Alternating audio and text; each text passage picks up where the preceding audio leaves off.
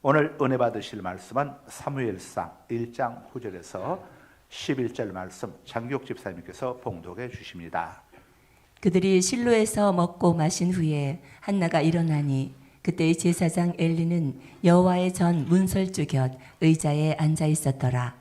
한나가 마음이 괴로워서 여호와께 기도하고 통곡하며 서원하여 이르되 만군의 여호와여, 만일 주의 여종의 고통을 돌아보시고 나를 기억하사 주의 여종을 잊지 아니하시고 주의 여종에게 아들을 주시면 내가 그의 평생에 그를 여호와께 드리고 삭도를 그의 머리에 대지 아니하겠나이다. 아멘. 아멘. 여호와께 기도하고 통곡하며 하는 제목으로 함께 은혜를 나누도록 하겠습니다. 엘가나의 본처인 한나는 아기를 갖지 못했습니다. 그럼에도 불구하고 남편 엘가나는 본처 한나를 끔찍이 이외해 주었습니다. 그로 인해 첩인 분인나로부터 시기와 질투를 당해야 했습니다. 구약시대 때에는 5대 제사가 있었는데 그 5대 제사 중에서 화목제는 제사 중에 유일하게 제물의 일부를 이 화목제를 드린 그 가족들이 나누어 먹을 수가 있었습니다. 그래서 화목제를 드리고 난 다음에는 실로에서 가족들이 함께 모여서 먹고 마시는 이런 오붓한 시간을 가질 수가 있었습니다. 한나 입장에서 한나는 자신의 아픈 곳을 쑤셔대는 분인나와 함께 음식을 먹고 싶은 마음이 없었을 것입니다. 또 아이를 주시지 않으시는 하나님께 대한 섭섭함도 있었을 겁니다. 그래서 실로 성소에 올라가고 싶지 않은 마음도 있었을 겁니다.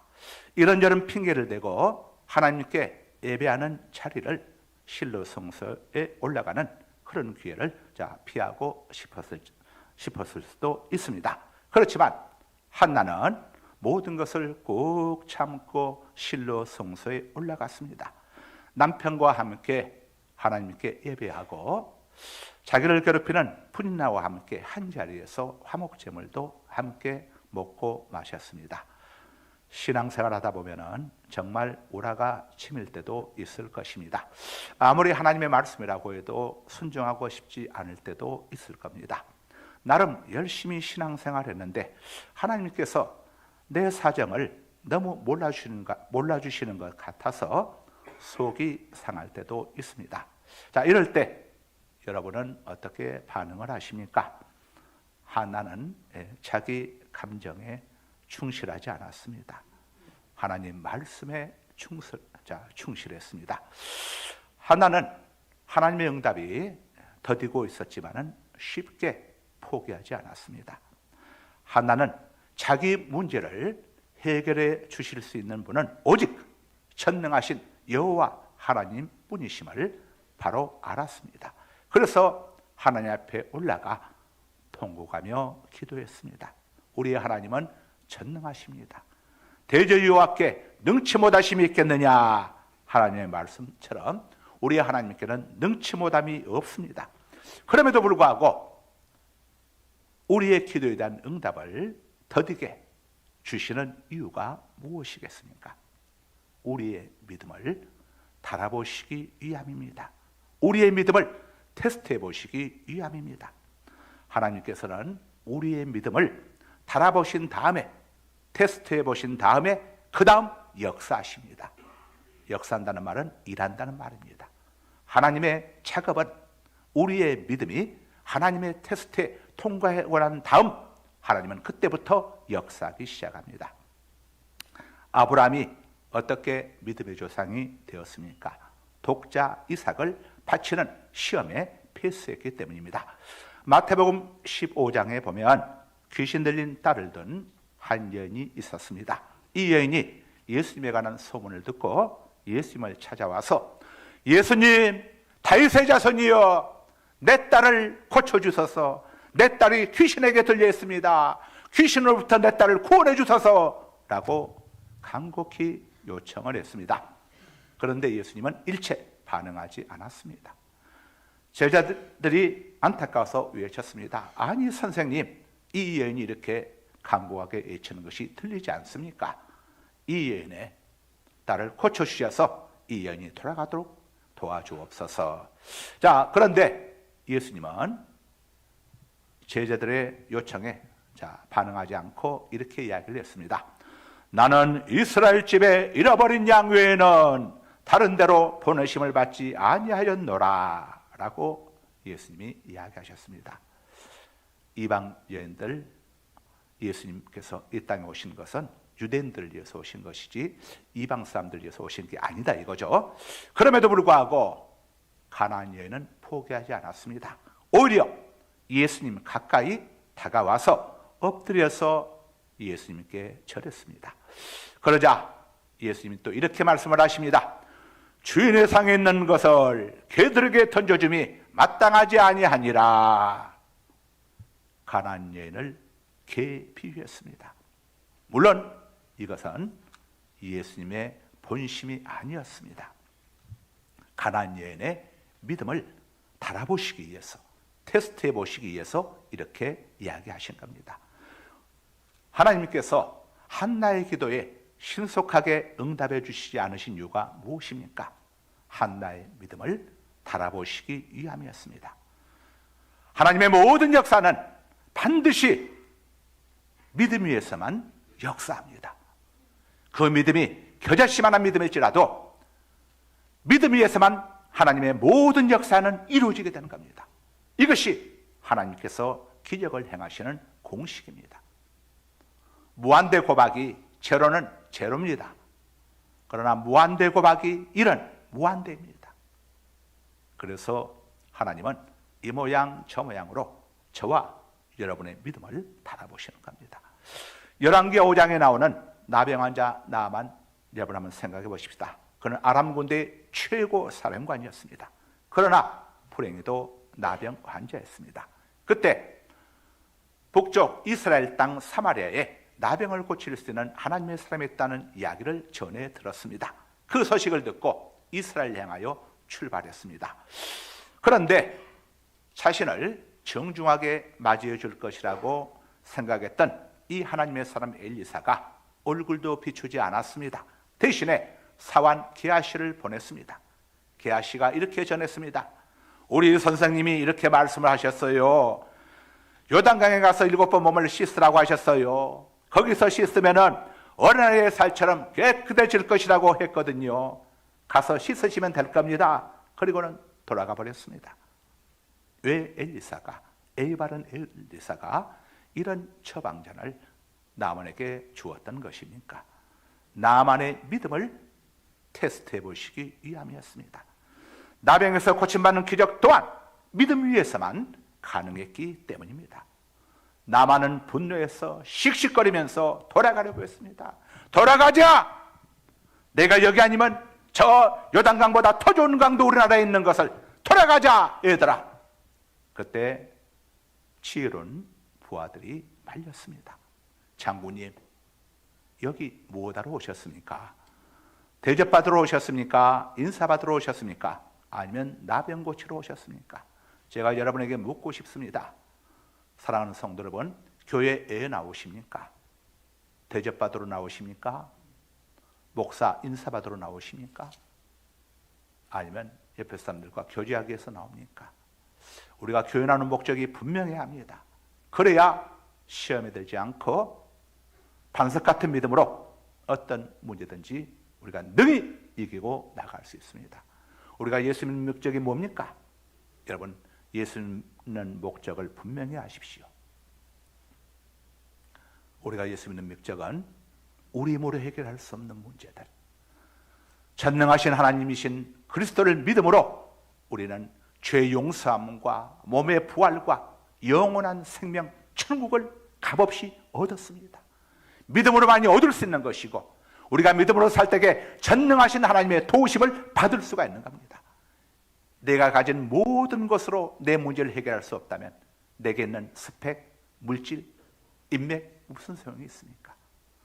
우리가 해결할 수 있는 문제들이 이 땅에 얼마나 많이 있습니까? 이것이 전능하신 하나님을 찾아야 하는 이유가 되어야 합니다. 교회 와서 대접받고 서로 어떤 좋은 덕담을 나눈다고 할지라도 내 문제 해결받지 못하고 내 구원의 문제 해결할 수 없다면 이게 무슨 소용이 있습니까?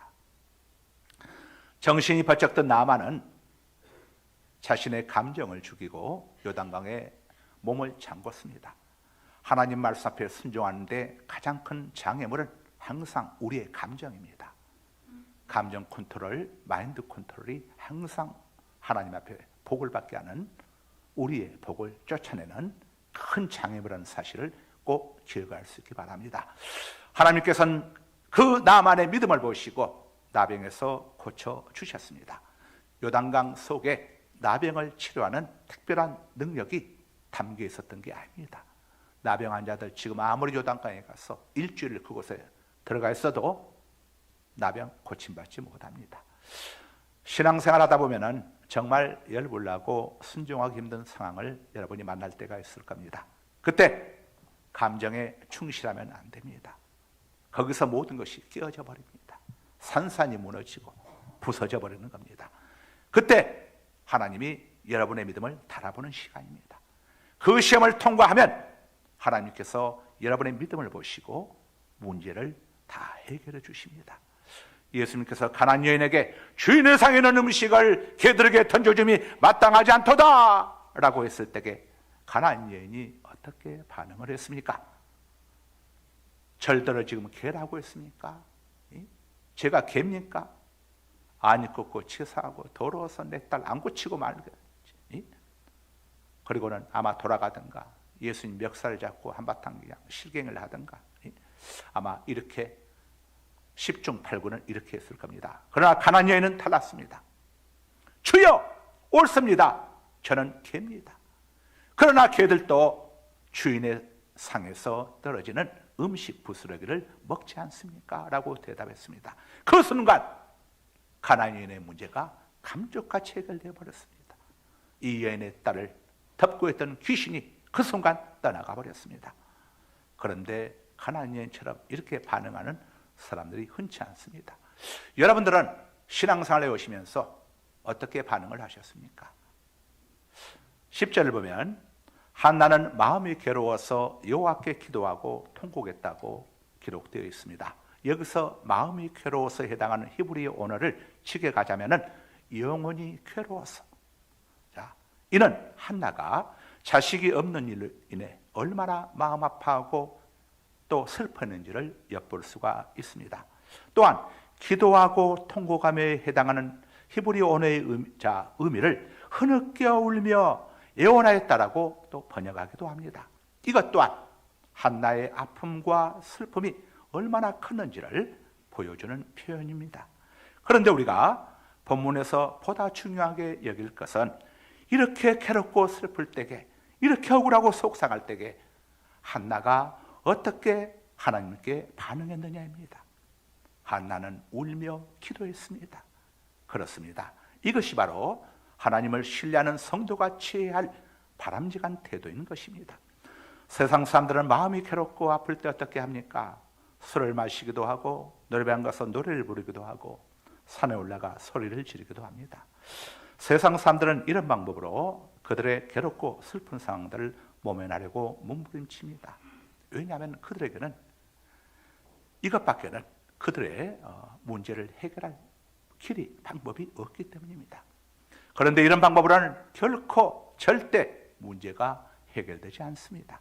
그렇다면 우리 성도들은 괴롭고 슬플 때 어떻게 대처해야겠습니까? 세상 사람들의 방법을 따라야 합니까? 그래서는 안 됩니다. 성도는 소망 없는 세상 사람들과 같이 행동해서는 안 됩니다. 성도는 한나처럼 전능하신 하나님을 끝까지 신뢰하고 기도해야 하는 것입니다. 마음이 아프고 괴롭고 정말 어찌할 바를 모를 때가 있습니다. 그때가 어떤 때인 줄 압니까? 바로 하나님이 여러분을, 나를 만나고 싶어 하신다는 사인을 보내고 있는 겁니다. 내가 하나님을 만나려고 하는 것보다 하나님이 나를 만나고 싶어하는 그 마음이 더욱 강할 때, 그때 우리가 고통 가운데 있고 슬픔 가운데 있고 절망 가운데 있고 낙심 가운데 있을 그때가 바로 하나님이 나를 개인적으로 내가 너와 독대하고 싶구나, 단독 면담을 하고 싶구나 하는 하나님의 사인이라는 사실을 여러분 기억할 수 있기를 바랍니다. 그래서 일본의 유명한 신학자인 우치무라 간조 목사님은 이렇게 말했습니다. 실패하는 것이 저주가 아니다. 질병이 저주가 아니다. 믿었던 사람에게 배신당하는 것이 저주가 아니다. 이렇게 고백했습니다. 왜 이런 고백을 했겠습니까? 실패하고 질병에 걸리고 배신당했을 때에 그때 사람들이 하나님을 간절히 찾기 때문입니다. 그때 하나님을 인격적으로 만날 수 있기 때문입니다. 그러므로 우리는 힘들고 괴로울 때에 하나님께 부르짖어야 합니다. 성경은 이렇게 말씀을 합니다. 에레미야 29장 11절에서 13절입니다. 여호와의 말씀이니라. 너희를 향한 나의 생각을 내가 아나니 평안이요 재앙이 아니니라. 너희에게 미래와 희망을 주는 것이니라. 너희가 내게 부르짖으며 내게 와서 기도하면 내가 너희들의 기도를 들을 것이요 너희가 온 마음으로 나를 구하면 나를 찾을 것이요 나를 만나리라. 아멘. 우리들의 괴롭고 온통한 문제를 해결해 주실 전문가는 하나님이십니다. 하나님은 우리 문제에 대한 모든 해결책을 갖고 계십니다. 그래서 그분은 전능자이십니다. 그러므로 여러분의 문제를 하나님께로 가져와서 하나님 앞에 여러분 기도할 수 있기를 바랍니다. 한나는 자신의 문제를 다른 데서 해결하려고 하지 않았습니다. 분인나를 상대하지도 않았고 남편을 상대하지도 않았습니다. 분인나를 상대해서 다시 서로 화목한다고 해서 잘 지낸다고 해서 없던 아들이 생겨납니까? 남편을 가서 졸라댄다고 해서 아들이 생겨납니까? 한나는 하나님을 상대했습니다. 그래서 하나님께 호소하고 하나님 앞에서 통곡했습니다. 여러분 문제 있을 때에 사람 상대해봐야 절대 해답이 나오지 않습니다. 하나님을 상대해야 합니다. 성경은 예수님에 대해서 이렇게 말씀을 하십니다. 히브리서 5장 7절입니다. 그는 육체에 계실 때에 자기를 죽음에서 능히 구원하실 이에게 심한 통곡과 눈물로 간구와 소원을 올렸고 그의 경건하심으로 말미암아 들으심을 얻었느니라. 아멘. 자, 우리 예수님께서도 인간의 몸을 입고 이 땅에 오셨을 때는 전능하신 하나님의 도우심을 구하며 간절히 기도하되 통곡하시면서 눈물로 간구와 소원을 올려드렸다고 성경이 우리에게 알려주고 있습니다. 그렇다면 우리 유한한 우리 인생들이야 얼마나 하나님 앞에 간절한 마음으로 기도해야 하겠습니까? 많은 사람들이 문제가 생기게 되면 이렇게 기도하지 않습니다. 형식적으로 폰만 잡고 돌아갑니다. 하나님 앞에 정말 마음을 내려놓고 물을 쏟아붓듯이 마음을 쏟아부으면서 하나님 앞에 간구하길래 하나님은 원하시고 기다리시는데 그렇지 않습니다. 와서 폰만 잡고 돌아가는 사람들이 대다수입니다. 그러다 보니까 하나님의 역사를 경험하지 못하게 되는 겁니다. 자, 여러분, 우리의 문제를 해결할 수 있는 최고의 통로가 바로 기도인 겁니다. 하나님께서 우리에게 기도라고는 아름다운 통로를 주셨습니다. 기도할 수 있는데 걱정할 이유가 어디에 있겠습니까? 이 시간 우리 기도할 수 있는데 왜 걱정하십니까? 1절만 함께 부르시겠습니다.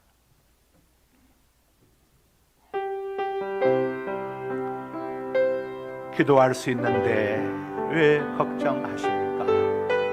기도하면서 왜 염려하십니까? 기도할 수 있는데 왜 걱정하십니까? 왜 걱정하십니까? 기도하면서 왜 염려하십니까? 주님 앞에 무릎 꿇고 주님 앞에 무릎 꿇고 간구해 보세요. 마음을 정결하게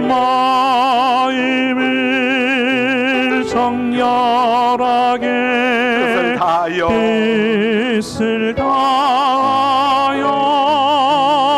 기도할 수 있는데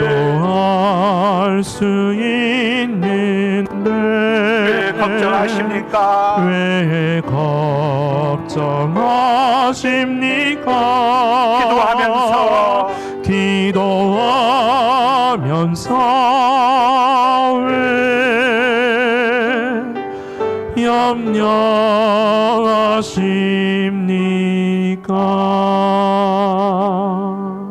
우리에게는 기도라는 무기가 있습니다. 북한은 핵무기를 가지고 우리 대한민국을 겁박하지만 우리는 핵무기와는 비교할 수 없는 기도무기라는 어마어마한 후유증이 전혀 없고 문제가 전혀 없고 쓰면 쓸수록 많은 사람들이 하나님을 경외하고 대한민국의 백그라운드가 하나님이라는 사실을 알게 되는 어마어마한 기도무기들을 우리는 가지고 있습니다. 우리 그리스도들 모두에게는 기도무기가 있습니다. 여러분, 핵무기 가지고도 이렇게 세계를 겁박하는데 이 엄청난 기도무기를 가지고 있으면서 우리가 세상에 대해서 두려워할 이유가 어디에 있겠습니까? 여러분, 기도할 수 있기를 바랍니다. 하나님 앞에서 우시기 바랍니다. 하나님께 애원하시기 바랍니다. 그때 하나님께서 여러분의 눈물을 친히 닦아주시는 겁니다. 시편 91편 15절로 16절입니다. 그가 내게 간구하리니 내가 그에게 응답하리라. 그들이 환난 당할 때에 내가 그와 함께하여 그를 건지고 영화롭게 하리라. 내가 그를 장수하게 함으로 그를 만족하게 하며 나의 구원을 그에게 보이리라 하시도다. 아멘. 아멘. 우리나라 믿음의 기업 중에 신원그룹이 있습니다. 여러분 잘 아시죠? 의류 업체죠. 믿을 신자의 으뜸원자입니다. 공장을 세울 때마다 항상 교회를 함께 세우고 이렇게 하나님을 경외하는 그런 믿음의 기업이죠. 신원그룹 회장이 박성수 장로이십니다. 84세신데 제 고등학교 선배입니다. 박성수 장로께서 신원 창립 50주년을 맞이해가지고 작년 12월 14일자 이 국민일보하고 인터뷰한 기사가 작년 12월 14일자 국민일보에 실렸습니다. 1973년에 신원그룹이 의류 수출을 중심으로 해가지고 처음 사업을 시작했습니다. 그러다 대한민국 모든 기업이 그렇겠지만은 1998년 IMF 외환위기가 이때 신원그룹이 엄청난 위기에 처하게 되었습니다. 800원대였던 이 원화 달러 환율이 1,600원대로 급등을 해서 회사가 빌린 원금이 2배로 불어나게 되었습니다. 이자율도 12%에서 36%까지 치솟았습니다. 1억 5천만 달러가 넘는 외환부채를 내가지고 신원그룹은 재가기 힘들다는 비관적인 전망이 쏟아져 나왔습니다. 결국 오크아웃을 신청하고 박성수 장로님께서는 하나님께 무릎을 꿇고 간절히 기도드렸습니다. 기도하는 중에 그동안 자신이 청지기 정신으로 믿음 경영을 하지 못했다는 사실을 기억하고 하나님 앞에서 철저하게 회개하기 시작했다고 합니다. 그리고 기도하는 중에 선택과 집중만이 어려움을 극복하는 유일한 방법이라고 하는 감동을 받았다고 합니다. 그래서 욕심을 내려놓기로 하고 16개 계열사 가운데 창업 모체인 섬유와 패션만 남기고 모든 걸 매각했습니다. 살을 도려내는 것처럼 마음이 아팠다고 합니다. 기도하지 않았다면 견디지 못했을 시간이었다고 합니다. 2001년부터 이익이 나기 시작하면서 오크아웃에 들어간 지 5년 만인 2003년에 오크아웃 조기 졸업이라는 쾌거를 거두었습니다. 박성수 장로는 이렇게 고백을 했습니다. 모든 것이 기도의 힘이었고 하나님의 은혜였습니다. 여러분, 기도하시면 새롭게 시작할 수 있습니다. 하나님께서 여러분에게 말씀하십니다.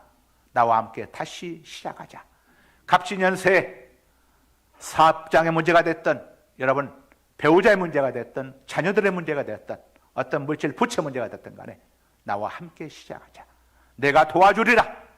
내가 해결해 주리라. 나의 오른손으로 너를 붙들어 주리라. 하나님이 말씀하십니다. 갑진연세 어떻게 하나님과 함께 시작할 수 있습니까? 기도로 시작하는 겁니다. 우리의 믿음의 고백은 기도를 통해서 하나님께 보여지는 겁니다. 믿음 있는 곳에서만 하나님의 역사는 일어나게 될 것입니다.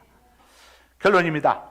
사랑하는 성도 여러분, 우리가 살아가다 보면 삶의 의욕이 없고 희망이 없는 경우를 마주할 때가 있습니다. 왜 그런 줄 아십니까? 기도하지 않기 때문입니다. 이제 기도의 시간을 가져보시기 바랍니다. 절망이 희망으로 바뀌게 되는 것을 경험하게 될 겁니다. 눈물과 한숨이 찬송으로 바뀌게 될 것입니다.